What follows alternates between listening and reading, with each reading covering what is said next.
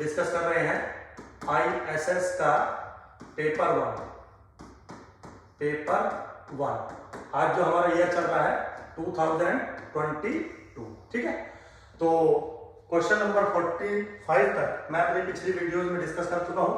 आज नए क्वेश्चन से हम डिस्कस करेंगे 46 से लेके क्वेश्चन नंबर 50 तक, ठीक है। तो चलिए खैर स्टार्ट करते हैं। सबसे पहला क्वेश्चन देखते हैं क्या कह रहा है। The probability that in A sequence of Bernoulli trial, the probability that in a sequence of Bernoulli trial, the pattern SFSF appears infinitely often is equal to।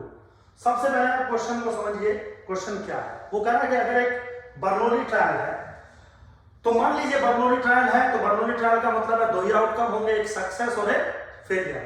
Success की प्रोबेबिलिटी मान लीजिए P है फॉर ए सेकेंड, और failure की मान लीजिए Q है which is 1 - T। कोई प्रॉब्लम नहीं है बिल्कुल भी। वो कह रहा है कि इस बात की प्रोबेबिलिटी बताइए कि अगर मैं इनफाइनाइट ट्रायल्स तक जाऊं तो confirm pattern success failure definitely occur हो जाए इन द सिस्टम। देखिए कभी सक्सेस होगा कभी फेलियर होगा।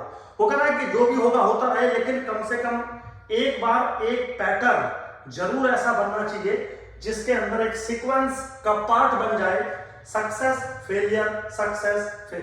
बाकी चीजों से मुझे कोई मतलब नहीं है, एक ऐसा पार्ट बनना चाहिए, ठीक है। वो कह रहा है इस बात की प्रोबेबिलिटी क्या होगी। Very simple. मान लीजिए लेट ए के, सपोज मेरे पास एक इवेंट है। कैसा इवेंट है, एक सेकंड में थोड़ा इसको अब इधर ले लेता हूं।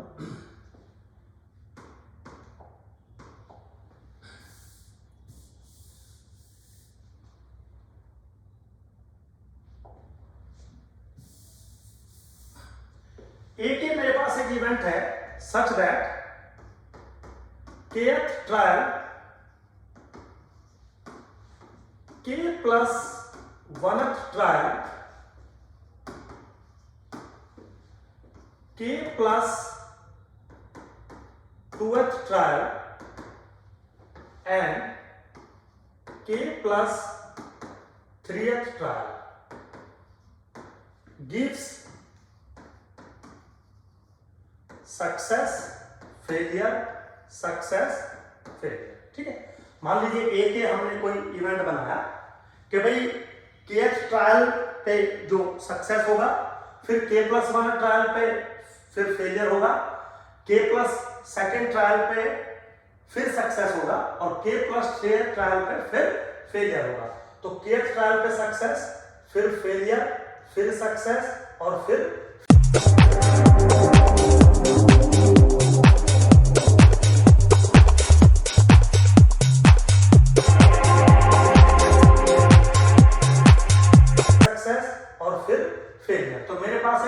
सीक्वेंस बन जाएगी जहां पर k की वैल्यू हो सकती है 1 के बराबर, 2 के बराबर, 3 के बराबर, 4 के बराबर, up to so on, such that probability of AK is equal to PK। Probability of AK is equal to PK। तो सबसे पहले हम PK कैलकुलेट करेंगे। PK इज व्हाट, बेसिकली वो कह रहा है कि kth ट्रायल पर सक्सेस होना चाहिए, फिर k + 1 पर फेलियर होना चाहिए, फिर सक्सेस, फिर फेलियर। इसका मतलब P × Q × P × Q which is what, P² × Q²। तो ये जो सीक्वेंस का पैटर्न है, अगर ये kth ट्रायल से अकर होता है, उस बात का प्रोबेबिलिटी है P² × Q²। तो मेरे पास ऐसे बहुत सारे इवेंट बन सकते हैं। A1 हो सकता है, A2 हो सकता है, A3 हो सकता है, अप टू पॉसिबिलिटी है। अब अगर आप गौर से देखें तो A1, A2, A3, A4, A5 up to सो, ये सारे के सारे जो इवेंट हैं ये म्यूचुअली इंडिपेंडेंट नहीं है, क्योंकि A1 और A2 म्यूचुअली इंडिपेंडेंट नहीं है, A1 और A3 नहीं है। लेकिन अगर आप गौर करेंगे A1, A5, A9, A14 up to 100, These events are mutually independent. These events are mutually independent. No और ठीक है, ये 13 बनेगा ना, 4 ऐड करना पड़ेगा आपको, ये 13 बनेगा। तो ऐसा क्यों है, इंडिपेंडेंट क्यों है, क्योंकि A1 के अंदर इंक्लूड हो जाएगा first trial, second trial, third trial, fourth trial, खत्म बात। फिर A5 के अंदर fifth trial, six trial, seven trial, eighth trial, 4 occurrence होनी है ना, सक्सेस फेलियर सक्सेस फेलियर। फिर A9, 10, 11, 12, फिर 13 से आगे अप टू 4। तो ये जो इवेंट होंगे ये कंफर्म इंडिपेंडेंट होंगे। इनकी प्रोबेबिलिटीज क्या होंगी, P1, P5, P9, P13 up to dot. जबकि इंडिविजुअल जो प्रोबेबिलिटी है वो आपकी किसके बराबर है, P square into Q square के बराबर है। ठीक, अब मेरे बच्चों यहाँ पे एक छोटा सा फॉर्मूला है या छोटा सा एक रूल है जिसका नाम है बोरेल-कैंटल लेमा। बोरेल-कैंटल लेमा क्या कहता है, देखिए बोरेल-कैंटल लेमा, बोरेल-कैंटली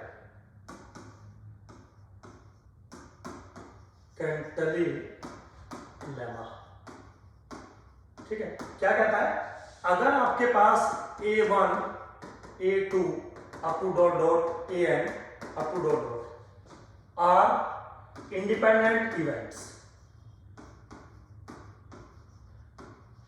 independence events है such that the summation I goes from 1 to infinity, probability of AI is equal to infinite, then the probability of some specific event is 1, where E is nothing but subset of union I goes from 1 to infinity A। ऐसा कहता है बोरेल-कैंटल lemma. अब आप अगर इस scenario को गौर से देखें और इसकी एप्लीकेशन को गौर से देखें, अभी मैंने आपको समझाया है कि A1, A5, A9 up to dot dot are independent, ठीक है जी।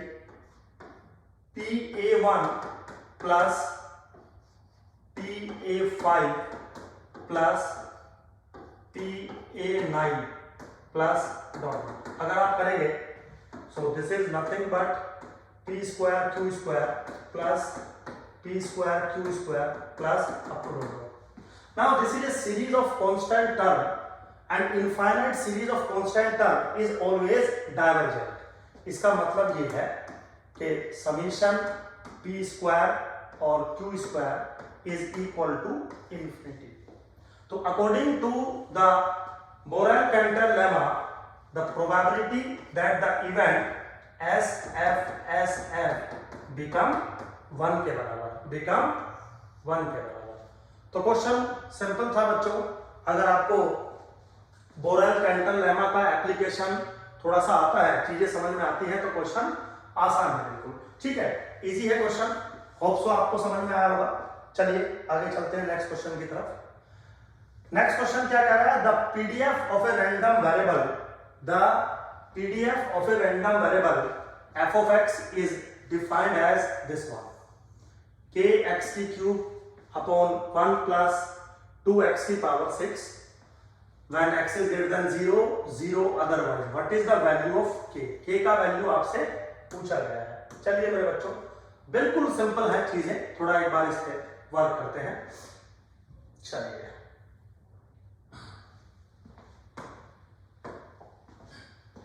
सबसे पहले तो k कैसे लिख लेगा, बिल्कुल सिंपल रूल है, एकदम सिंपल रूल है, कोई रॉकेट साइंस नहीं है। इंटीग्रेशन 0 टू इंफिनिटी, k मैंने बाहर ले लिया, x की cube divided by 1 plus 2x to the power 6 into dx। बिल्कुल आसान है, एक छोटा सा मॉडिफिकेशन कर रहा हूं। 2x is equal to y ले लिया, तो 2dx is equal to dy मेरे पास बनेगा। तो इंटीग्रेशन का फॉर्मूलेशन क्या बन जाएगा, k ऑलरेडी मेरे पास बाहर है, 0 to infinity y by 2 to the power 3 divided by 1 plus y to the power 6 into dx यानी कि dy बाय 2। ठीक है, बिल्कुल सिंपल है। Now this is equal to 1 के बराबर। थोड़ा सा अगर सोल्व करोगे तो k times 0 to infinity y to the power 3 upon 1 plus y to the power 6 और यहाँ पे 1 अपॉन 2 टू दी पावर 3 यानी कि 1 upon 2 to the power 4 2 to the power 4 is equal to 1। चलिए है, now this implies k upon 16 into this is nothing but the beta integral 0 to infinity y to the power 4 minus 1 divided by 1 plus y to the power 4 plus k2 dy। very simple। now किसके बराबर है ये 1 के, so this implies k by 16 into, अगर आप इसको देखें तो this is beta 4 comma 2 which is equal to 1। थोड़ा सा और सोल्व करें तो k by 16 into gamma 4 into gamma 2 by gamma 6 is equal to 1। मेरे बच्चों सिंपल सा क्वेश्चन है बिल्कुल, बस अब आपको इसके k की जो है वैल्यू वो कैलकुलेट करनी है और k की वैल्यू आ जाएगी 320। k की वैल्यू कैलकुलेट करोगे k की वैल्यू आ जाएगी 320 के बराबर। So this implies k is equal to 320। Very simple, कोई इसमें रॉकेट साइंस नहीं थी क्वेश्चन में, सिंपल क्वेश्चन था बिल्कुल। ठीक है, चलिए खैर होप्स आपको समझ में आया होगा। अगले क्वेश्चन पे हम लोग वर्क करते हैं। क्या क्वेश्चन है अगला? A beta distribution of first type with parameters m and n has mean 1/3 and the variance 2/63। Mean क्या है बीटा 1 का 1/3, वेरिएंस क्या है 2/63। What are the values of m and n respectively. बच्चों बिल्कुल सिंपल है, इससे आसान कुछ हो ही नहीं सकता। कैसे सिंपल है देखिए, वो कह रहा है कि beta distribution of first type, so x follow beta 1 m n। अब यहाँ पे 2-3 बातें हैं, आपको मीन और वेरिएंस इसका पता होना चाहिए। तो एक्सपेक्टेशन ऑफ x जो बराबर होता है m upon m plus n के बराबर होता है बच्चों। अगर हम बात करें वेरिएंस ऑफ x की तो m into n upon m plus n का whole square into m plus n plus के वर्ग, इसके बराबर होता है। अब सिंपली क्या कर रहे हो, इसकी वैल्यू को बराबर पुट करो 1/3 के, क्योंकि मीन इसके बराबर दे रखा है, और इसकी वैल्यू को पुट करो 2/63 के। ठीक है, पहली इक्वेशन को अगर आप सोल्व करेंगे तो 3m is equal to m plus n के बराबर आ जाएगा।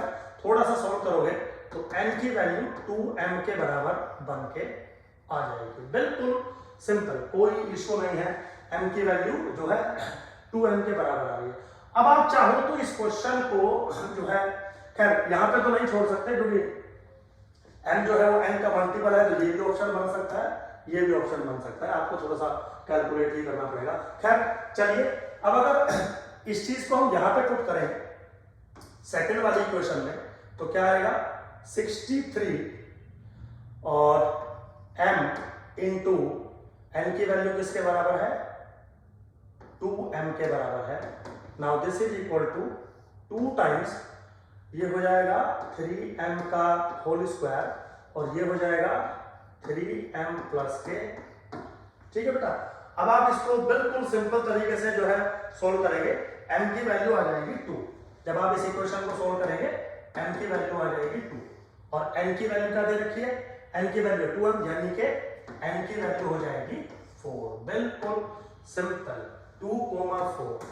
First option is the correct option. ठीक है, बिल्कुल सिंपल है, ऐसा कोई इसमें रॉकेट साइंस नहीं है कि मैं कुछ इसमें ज्यादा डीप आपके साथ डिस्कशन करूं। चलिएगा अगले क्वेश्चन पे चलते हैं।